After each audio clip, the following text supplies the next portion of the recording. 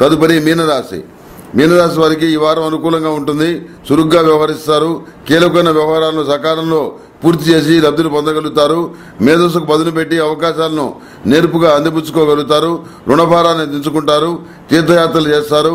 వ్యాపారస్తులకు అనుకూలంగా ఉంటుంది. ఉద్యోగస్తులకు అనుకూలమైన బదిలీ లేక ప్రమోషన్ లభించే అవకాశాలు గోచరిస్తున్నాయి. బంధువర్గంతో ఏర్పడిన వివాదాలు సమసిపోతాయి. ప్రజా సంబంధాలను మరింతగా విస్తృతపరచుకోగలుగుతారు. కార్యాచరణ మెరుగ్గా ఉంటుంది. అయితే మాటల గాడితో పోల్తా కొట్టించే వారితో తగు జాగ్రత్తగా మెలగండి. దొంగ స్వామీజీల వల్ల నష్టపోతారు. మరుగున పడ్డాయి అనుకున్నటువంటి అంశాల్లో మళ్లీ కదలిక ఏర్పడుతుంది. ఇది శుభపరిణామం. చాలా సందర్భాల్లో అదృష్టం మీద భారం వేయకుండా కష్టించి సానుకూల ఫలితాలను సాధించగలుగుతారు. నిత్యం అరటినార బొత్తులతోటి దీపారాధన చేయటం చెప్పదగినటువంటి సూచన.